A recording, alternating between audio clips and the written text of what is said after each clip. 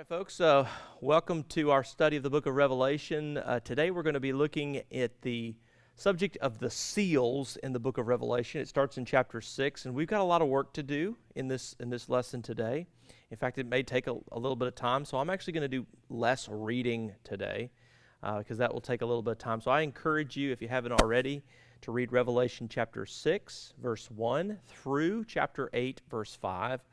And that will cover the part of the book of Revelation where we're looking at what we call the 7 seals of the book of Revelation. If you have one of these workbooks, we're on page 21. And really, without any further ado, I'd like for us to kind of get started. I just want to point out to you that if you want to understand this part of the book of Revelation really well, it would not hurt at all for you to also go and read Mark 13 and that parallel in Matthew's gospel, what is called the Olivet Discourse, when Jesus looks over Jerusalem and he talks about the things that are going to happen, future events that are going to take place, wars and rumors of wars. And some of the parallels that we're going to read in the seals, as the seals are broken, have some parallel with things that Jesus says in the Olivet Discourse. It'd also be helpful for you to go and read parts of the Old Testament prophet Zechariah. Zechariah chapter 1, verse 8 through 11, and chapter 6, verse 1 through 7. We're going to quote that today, so you'll see that. But that'll help you to get a little bit of the background of what happens in this book, because if you just read this cold and you don't know that as he starts talking about what are called the 4 horsemen, that also was found in Zechariah, or he starts talking about the horsemen of war, and you've not read Jesus' description of what's going to take place, it may be harder for you to understand. This is a portion of the book of Revelation that some folks interpret to describe events of what sometimes is called the Great Tribulation. And this is the beginning of the section of the book of Revelation where you'll have in sequence in the book of Revelation the seals, the trumpets will blast, 7 trumpets, 7 seals, 7 trumpets, and then 7 bowls. And it'll take up a huge part of the book of Revelation. And the question of anybody who studies this book very carefully is the question, are these events to be interpreted as sequential, one after the other, and therefore chronological, like, the seals happen, the trumpets happen, and then the bowls happen? Or are these like overlapping kind of descriptions of something that happens at the same time, but from a different kind of vantage point where you're looking on the situation? Another possibility is actually that they are a recapitulation or a recap of the events and just sort of told in a different way. Others, however, see this using the word kaleidoscope. Like if you look through a kaleidoscope and you see all these different images, and yet at the center of it there's a main storyline, but we're looking at these events, these tribulation-like events, from different vantage points. So I'm just kind of giving you a little background to the fact that there are some people that have different views on that, and you may have a very strong view of that, and so I'm aware that people do think differently about it. We're not going to get really into it today, but just kind of know that that's in the background as we study this. So as we open up to Revelation chapter 6, verse 1, one of the things it says right off the bat, if you got your Bible, you can kind of see that there. It says, I watched as the Lamb opened the first of the 7 seals. So the first thing that happens is the Lamb is going to open these seals. And this is the picture, this is a painting of kind of that heavenly court. God is on his throne, the Lamb is on the throne, the 4 living creatures are there, the 24 elders are there, the myriad of angels and so on are there, and everyone's gathered there, and the Lamb begins to break the seals. Remember last time the question is, who is worthy to open the scroll? And it's 7 seals. And here's the 7 seals again, just kind of a picture of a scroll, opening it up and then beginning to unveil the events. And today we're going to learn what's inside of that scroll. So then it says, I watched as the Lamb opened the first of the 7 seals. Then I heard one of the 4 living creatures say in a voice like thunder, "Come."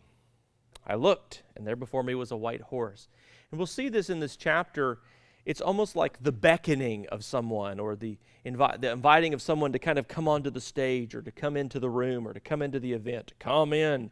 And so a white horse comes in, and it says its rider held a bow, and he was given a crown, and he rode out as a conqueror bent on conquest.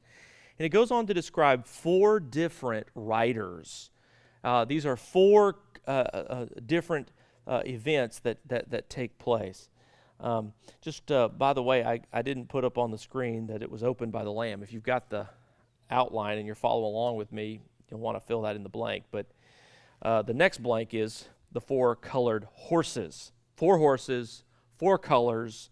In just a minute, I'll mention to you that they're being ridden as well, and the significance of that. These 4 different colored horses have inspired much art. In fact, again, kind of referring to this little handbook, if you got one of these handbooks that we have, and we still have some in the office you can get, the background of this is Albert Durer's very famous woodcut of the 4 horsemen of the apocalypse. And if you look up on this, on here, you can sort of see these 4 different riders and 4 different horses. You can't see the colors of the horses, but you can see the guy that's got the bow, and the guy that's got the sword, and the guy that's got the scales, and the guy that looks kind of like death warmed over, and that's exactly what you have. And they're all riding on horses. But these horses have different colors. You know, there's a saying about the horse of a different color. Well, these are different colored horses, and this is another famous painting of this scene. You have a white one, you have a red one, you have a black one, and then you have a pale one. And we're going to walk through those. It wouldn't hurt at all to really get in your mind this visual picture of these 4 horsemen of the apocalypse and these 4 different colored horses. Now, remember, this book, Revelation, was written to churches in Asia Minor, real churches, real people, by a real guy named John on an island called Patmos. And he had a vision, and he began to describe to the church what he saw, and he sees these 4 horsemen being beckoned, the passage says, by the 4 living creatures to come.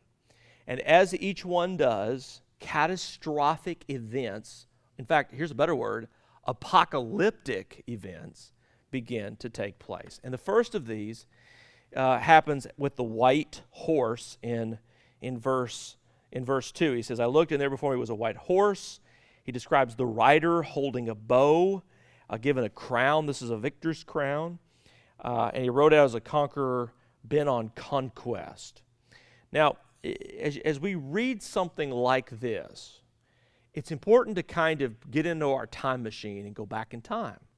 And if we were living in Ephesus or Pergamum or Thyatira or Sardis or Philadelphia, any one of these 7 churches in Asia Minor in the Roman world in the first century, late in the first century, in a world dominated by Roman powers and Roman military and Roman history and Roman economy, and we were to think about what does this mean based on the newspaper cover headlines of the day, then we would be able to get a sense of what Revelation is here describing. So when it says that there was a white horse and its rider held a bow, this image was one that was remarkably familiar to the reader. We have, similar things in our society today. We can recognize something just by the image of it. If I say there's a golden arch, I'm talking, about McDonald's. I mean, you can just pick that out immediately. And if I talk about a cross or a crescent, people know exactly what I'm talking about, Christianity or Islam. In other words, the symbolism is something that we recognize immediately. And when they heard this symbol of a rider with a bow, there was a story that everyone in the Roman Empire knew. And it's a very important part of background to kind of understand this moment. And so if you got the outline, what I want you to do is skip ahead a little bit in your outline to where on the next page it says background at the bottom.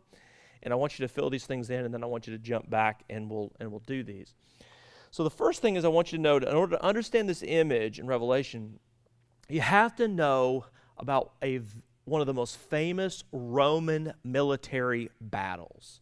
Now, I don't expect you to know everything about Roman history, but when this when this book is written, Rome is a vast and powerful empire that is 50, 60, 70, 80 years old as an empire. But a little over 100 years earlier, it wasn't an empire. It was a Roman republic, and there were different leaders that were vying for power in the Roman Empire. And you'll remember the story of the triumvirate, the Roman triumvirate, and the story of a Roman leader, a Roman general named Crassus, who led his army famously east to just keep conquering and conquering and conquering until he got into the area today of Iraq or Iran, what the ancient people just called Mesopotamia. And with this huge Roman army, vast Roman army, he was sorely defeated, shamefully humiliated, and it was a scene of incredible carnage. This happened at the hand of a group of people famously known as the Parthians.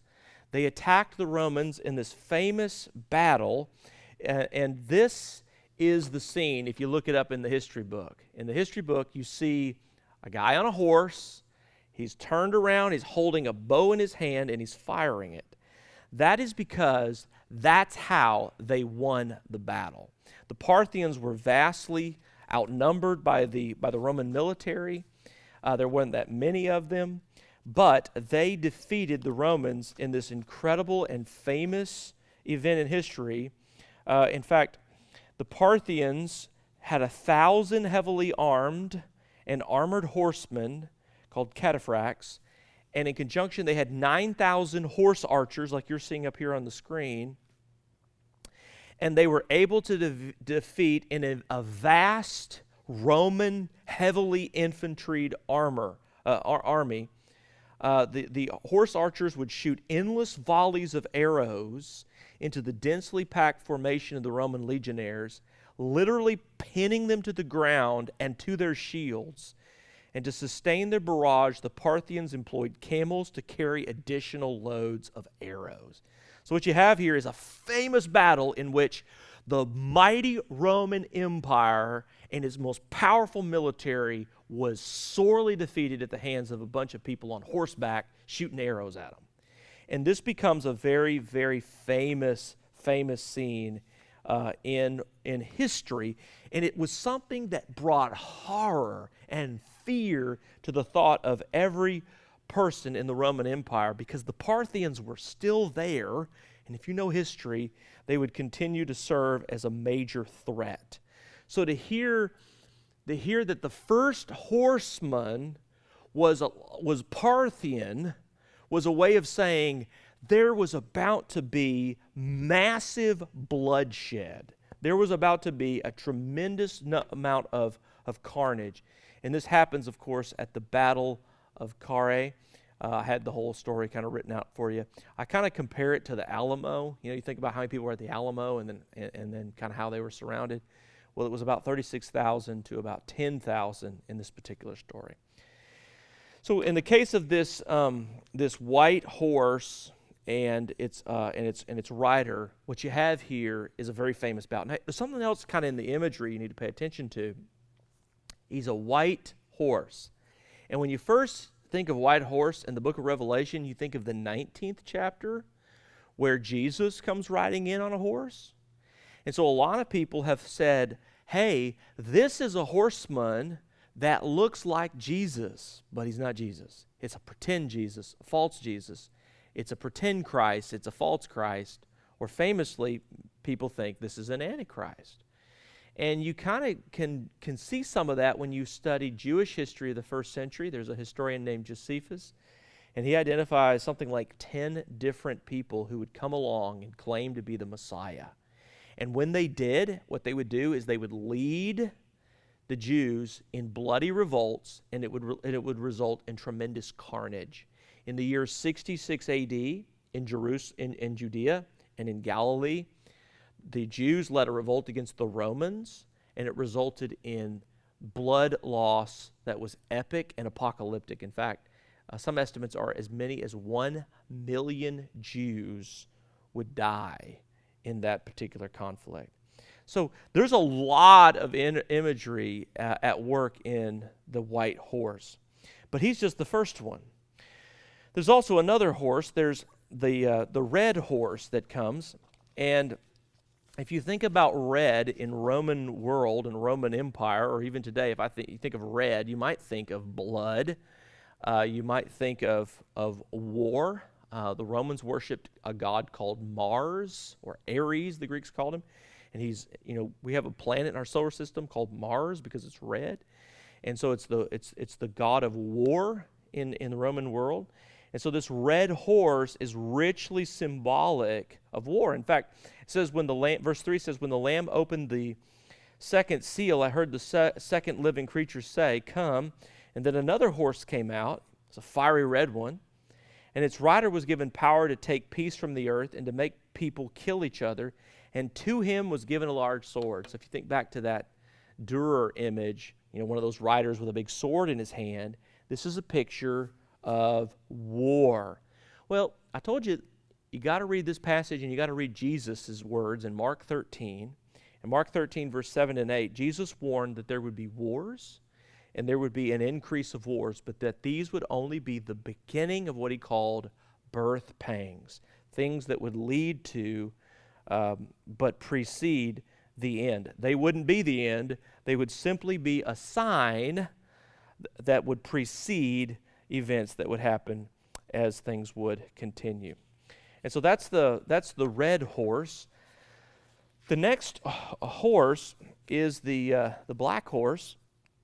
And we're told something about this horse. We're told that the rider held in his hand scales. Now, scales were used in the marketplace because people didn't pay with cash, they paid with coin, and you paid with gold and silver and this sort of thing. And what you did is you weighed the coins. That's how you measured how much coins you had. You would measure them, or you would measure the product that you're selling. For example, if you're selling wheat or barley, you'd put it on a scale and you would check it and you say, okay, I'm giving you this much barley, this much wheat. So this is a picture of commerce. This is an economic image. And so the black horse is a symbol of an economic consequence that was going to happen in the Roman world. Today we still talk about things like Black Friday, or Black Monday, or Black whatever, to refer to like economic downturns. And this is what this image is here describing. In fact, we know it because he's told that he takes the scales out, he weighs the food, and when he weighs the price of wheat and even barley, which was really not very good, it was really expensive. He's describing an economic phenomenon that today we call inflation. Right after the COVID-19 pandemic started happening, everybody started talking about price gouging, and if you wanted to buy toilet paper, you could buy it on Amazon for $1,000 a roll or whatever, And so what we're talking about here is this gross inflation. But it's not the inflation of just things we want to have. It's the inflation of things like food. And the people that are going to be impacted by that, of course, are the everyday common people who can't afford to pay those incredibly high prices for what's happening. And so this begins to describe not just the white horse, the battle, but it begins to describe the red horse of war, and then it begins to describe the black horse of the economic consequences that begin to happen, which will lead to famine, where you don't have enough food, because war often led to famine. When you fought war in the ancient world, you would burn the crops of your enemies. That's how you beat them. And so people didn't have food to eat, and they gave up. And they were easily defeated if you didn't have any food. And so this is what they did. But they didn't damage the wine. And when you read that in the passage, it says, don't touch the wine. That's because when they did war in this time, you didn't damage things like vineyards, because you were actually, if you did that, then you'd be destroying the value of the thing that you're trying to conquer and possess and own. So you didn't do that. Now the last of the horses is the pale horse. And the pale horse here, somebody might think pale means white, but pale actually means it's kind of a greenish color, a pale green color, and it is the color of a human corpse. It is the color of death. And so here the last rider is death, and we're even told that there are a combination of things that go with this pale rider, death, and then Hades follows afterwards, which is the realm of the dead. Not just people dying, but people going into the realm of the dead. We're told in the passage that a fourth of the earth would be affected by war and famine and plague, disease. And we're certainly seeing that for ourselves right now, and we can get a sense of what it would be like to be in a world where you didn't have social distancing and you didn't have the ability to treat and care for people who are facing things like this. So this whole picture, these four horsemen, are a powerful image of what we mean when we say things like apocalyptic. These four colored horsemen. But they're not just four colored horsemen, they're also ridden by, or four colored horses, they're ridden by four horsemen. And just to kind of recap here for you a little bit, these four horsemen then represent, 1, conquest, 2, bloody strife or war, the red horse, famine, the black horse, and then death, plagues, disease, and massive death, 1/4 of the earth. I mean, that is an incredible number of people who are dying as a result of this. Now, I told you, if you want to get a sense of why he's using the imagery of horsemen, colored horsemen, you need to go back and read, and I'm not going to read all this, I'm just going to show you on the screen and refer to it. But in this passage, this is from Zechariah 1, 8 through 11. It says, "During the night I had a vision, and there before me was a man riding a red horse." And so he goes on to describe about that. And then he sees a brown one, and then he sees a white one. And then here's another place in Zechariah chapter 6 where he says, "I looked again, and there before me were 4 chariots." This is Zechariah 6, 1 through 7. And one of the chariots had red horses. The second had black, the third had white, and the fourth was dappled. And so what you see here is a kind of way of telling a story that's using what we call apocalyptic language, the language that Revelation loves to tell. Hey, these things are coming, war and pestilence and inflation, these huge economic things, these diseases. And by the way, the sum total of it is massive, catastrophic, apocalyptic death. So people who get kind of scared of the book of Revelation, this is the chapter to get scared about, right? And those are just the first 4 seals, right? Those are just the first 4. And then you turn the page, and we are on the 5th seal. Now, if you have the outline, you'll notice that our numbering starts over with number 1, but that's because this is the second part of our time together. And so this number 1 is actually going to be, we're going to refer to as seal 5, right? So you're seeing that up on the screen there. I need to change something here in my own notes so that I am saying that too. And if you want to kind of look at this is Revelation 6, 9 through 11. And let me put this set of notes aside and pull out my other set of notes as we kind of talk through these last couple of seals. So, seal 5. It says, "When he had opened the 5th seal, I saw under the altar the souls of those who had been slain." So the Lamb is on the throne. He's opening these seals. He's opened 4. The elders say, "Come, come, come." And these horses come out, and death and war and destruction happens, on the earth. This is all happening in heaven, but there's destruction happening on the earth. Then he's breaking a 5th seal. I mean, he hadn't opened the scroll yet. He's just breaking the seals. When he opened the fifth seal, I saw under the altar the souls of those who had been slain because of the word of God and the testimony they had maintained, or the witness, the martyrdom that they had gone through. And they called out in a loud voice, "How long, sovereign Lord, holy and true, until you judge the inhabitants of the earth and avenge our blood?" Then each of them was given a white robe, and they were told to wait a little longer until the full number of their fellow servants, their brothers and sisters, were killed just as they had been. So what we got here, right, is the situation where Christians are wondering, God, when are you going to stop letting us be persecuted? When are you going to stop letting us be martyred for our faith? And God's message to them is, just wait a little bit longer. So let's take a look at the scene, right? So first of all, the scene depicts souls of martyrs under the altar. Just kind of in the book of Leviticus, you might think back to how they did sacrifices, and an altar is a place of sacrifice. Blood was poured at the base of an altar. So this is kind of a familiar image.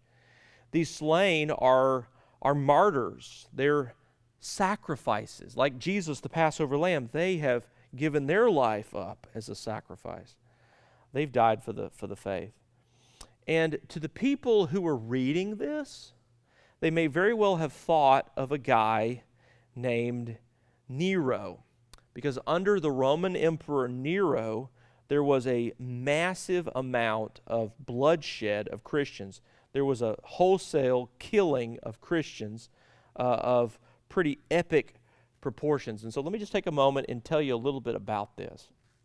This is a picture of Nero. This is actually what he looked like. I mean, we don't have to wonder what Nero looked like, because we have some of these archaeological remains. You can see what the guy looked like.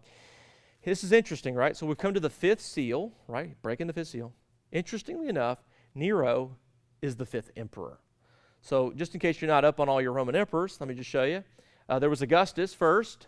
Then there was Tiberius. He was the emperor during the time Jesus was crucified. There was Caligula. He was the crazy one. There was Claudius. During his reign, there was a massive famine.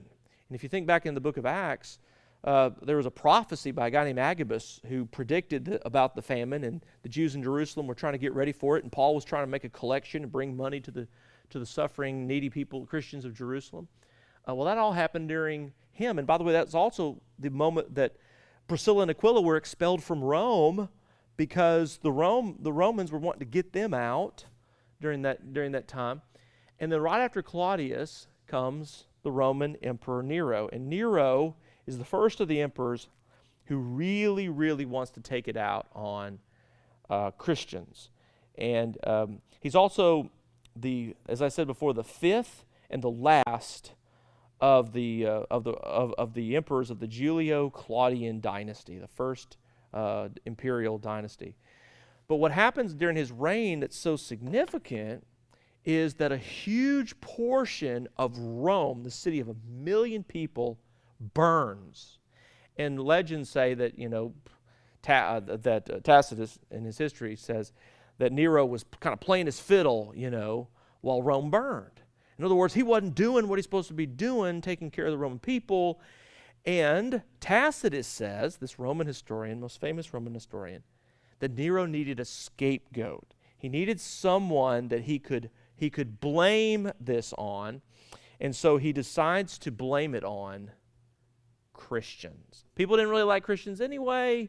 Christians were kind of weird. They weren't living by the Roman culture. They weren't worshiping the Roman gods. They weren't in a protected group with the Jews, who were protected under Roman law, and the Christians were not, and so they were an easy target. And so he began to say, the gods are mad at us, that's what's happening, and it's the Christians' fault. And it began a persecution of Christians. I want to read to you what Tacitus says. This is from his history. And so to get rid of this rumor, Nero set up, you might say falsely accused, as the culprits and punished with utmost refinement of cruelty, a class hated for their abominations. Now, you might never think Christians being a people that were thought of as being abominable, But that's the way the Romans felt about them because they didn't worship the Roman gods. Who are commonly called Christians. All right, I'm going to skip a little bit of Tacitus and what he says next. And he tells us of what he did to, besides being put to death. I didn't get into all the things that he does to them, but I'll just kind of give you a little sense of what he does to the Christians. Besides being put to death, they were made to serve as objects of amusement. They were clothed in the hides of beasts and then torn to death by dogs. Others were crucified.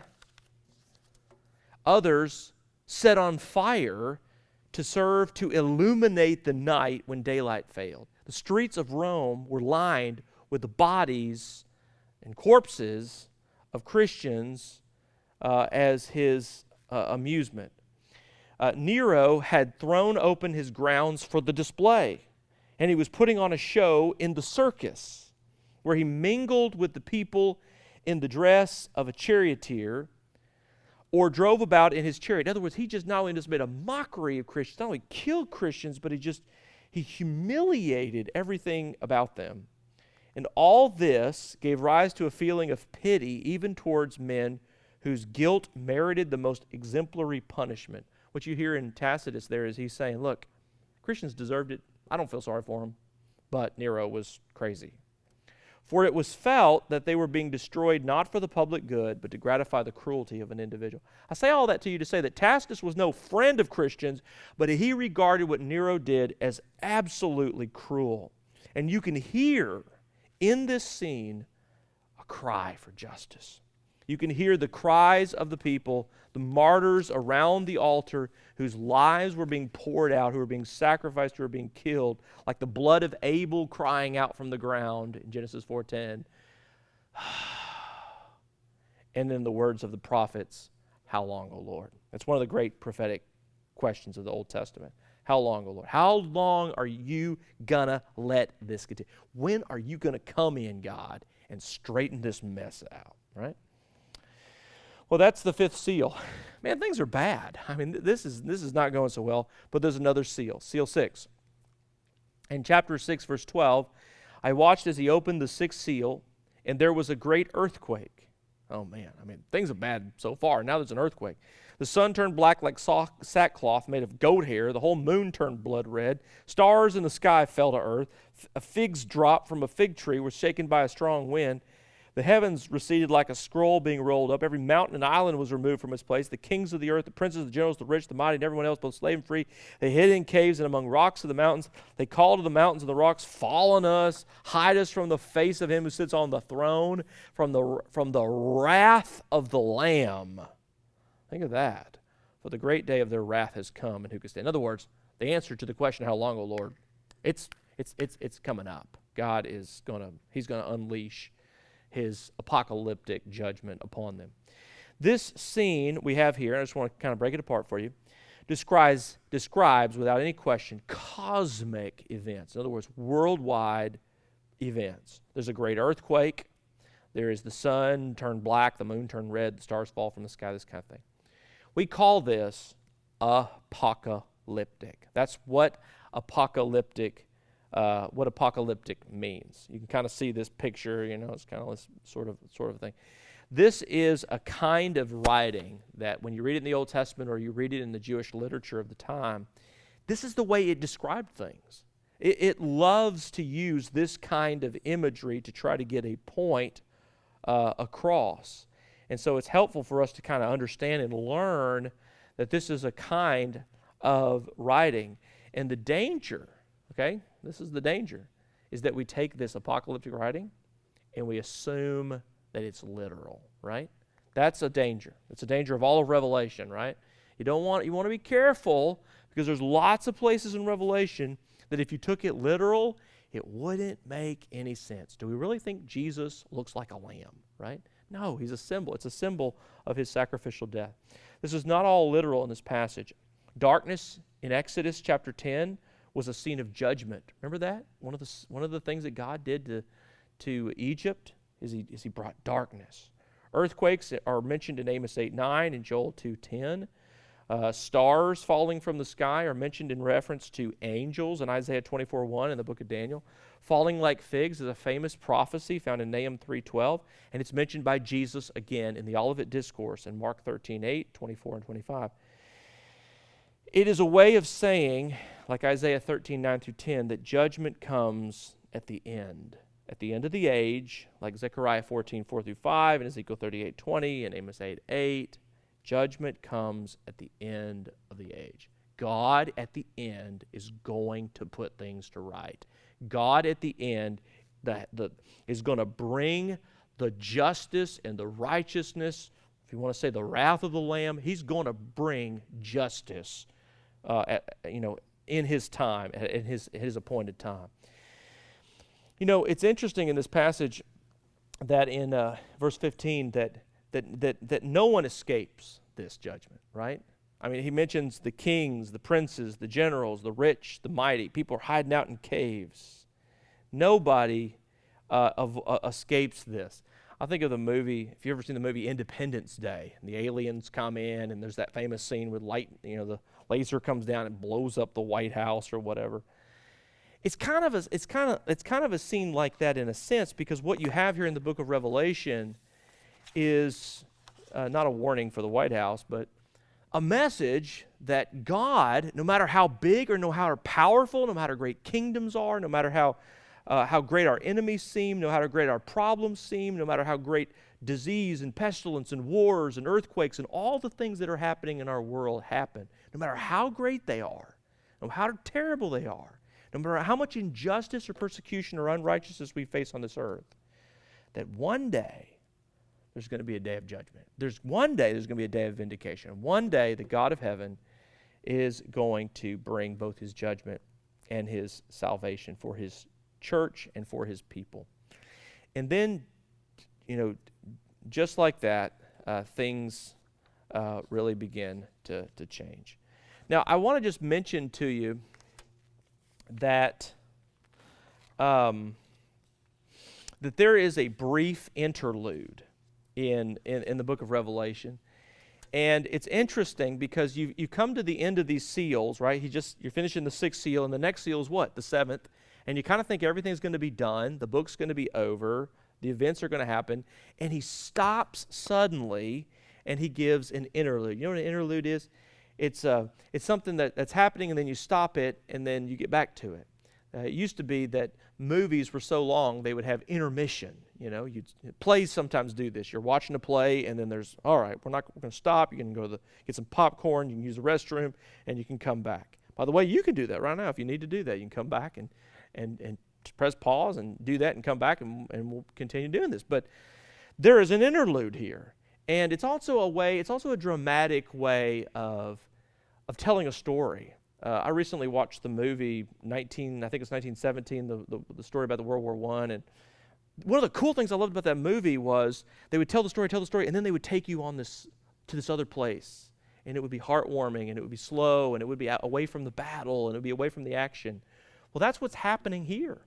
This is a dramatic way of telling a story, and all through the book of Revelation there are interludes where the action ceases and the scene changes, and we go to another place, and we see and experience something that is a little different. And so I just real quickly want you to see that in this in the next section here, three things. I just want you to see them real quickly. One is that in this interlude there is a vision. In chapter 7, verse 1, it says, "And after this I saw four angels. They're standing at the four corners of the earth. They're holding back the four winds." Then he says, "I see another angel coming up from the east, having the seal of the living God." It says, "Don't harm the sea or the trees or anything like that." And then, after he has this vision, he then says this in verse. I'm not getting all my slides for you here. Here's the vision, and here's what he sees next. He sees a group of people, a numbered 144,000, verse 4. He says, "I heard the number of those who were sealed, 144,000 from all the tribes of Israel, 12,000 from Judah, 12,000 from Reuben." You go through the whole list. This is a very famous scene, by the way. In fact, there's a whole denomination that have kind of cut their teeth on the identity of this passage. The Jehovah's Witnesses, right? They believe that this is literal. There's only 144,000 people that are going to make it. Well, what's actually kind of interesting about the number is it's actually a multiplier. 12 times 12 is what? It's 144. 1,000 is this large number in Greek, one of the largest numbers. So 12 times 12, 144, times 1,000, that would represent this, vast quantity of people. I do not think that this passage is intended to be interpreted as a literal number of people. So when the Jehovah's Witnesses knock on your door and they're like, are you in the 144,000? You can kind of point them to the fact that the next scene, he looks again, and it's not a 144,000 scene, it's a great multitude. He says, after this I looked, and there was a great multitude, and no one could count. And they weren't just from the tribe of Judah, or Reuben, or Simeon, or Benjamin. They were from every nation and tribe, right? Every people and language. And they were standing before the throne and before the Lamb, and they were wearing white robes, and they were holding palm branches in their hands, and they were crying out in a loud voice, salvation belongs to our God who sits on the throne of the Lamb. They're from every tribe. They're from every tongue. They're not just the 144,000.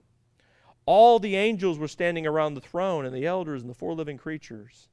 And then he goes on to say, and then one of the elders asked me, these in white robes, who are they, and where do they come from? And I answered, sir, you know. And he said, these are they who have come out of great tribulation.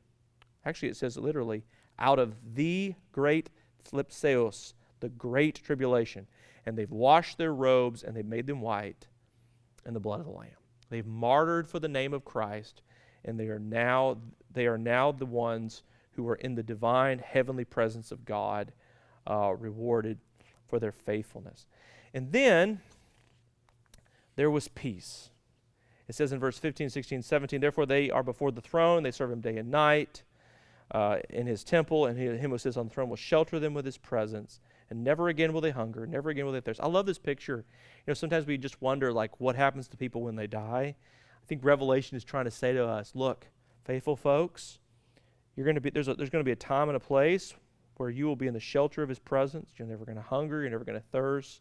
Sun will not beat down on you, nor the scorching heat, for the Lamb at the center of the throne will be the shepherd.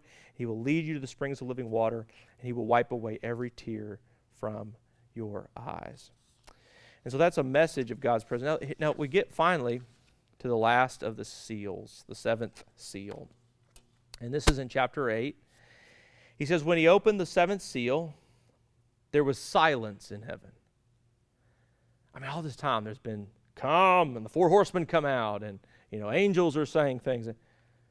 There was silence in heaven for about a half an hour. Somebody said one time that we know that there are no preachers in heaven because there's no preacher that could be quiet for 30 minutes. You've heard that before. Well, there was silence in heaven for about a half an hour, and I saw the seven angels who stand before God and the seven trumpets, and another angel who had a golden censer, and he came and he stood at the altar, and he was given much incense to offer with the prayers of all God's people on the golden altar in front of the throne, and the smoke of the incense together with the prayers of God's people went up before God from the angel's hand. And the angel took the censer, filled it with fire from the altar, hurled it on the earth, and there came peals of thunder, rumblings, flashes of lightning, and an earthquake. What you have here, you think you've come to the end of the seals, and you think you've come to the moment where, okay, breaking all the seals, now we're gonna open up the scroll, right? We're gonna see what's on the inside. But what you actually find here is something else happening. As he opens up the seventh seal, it's quite climactic. There's peals of thunder and smoke rising up and all of this. And now, logically, the scroll can be opened. It can be read. Things can happen as we've been waiting and hoping for. The judgment of the world can finally be revealed, and righteousness can finally come, and God can finally put everything to right. But that's not what happens in the book of Revelation. Something strange happens. The seals come to an end, and the seals begin to move right into another set of seven trumpets. They will do the same thing and lead right into seven bowls.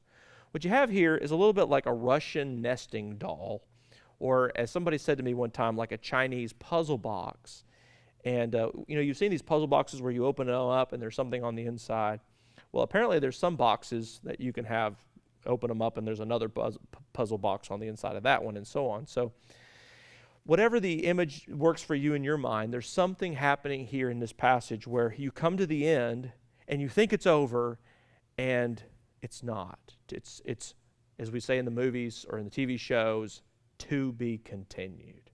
And so you got to come back next time and find out what happens when we talk about the 7 trumpets that are going to blast. So your homework assignment is to read Revelation chapters 8 through 11 as we talk about the trumpets, and we'll see you next time.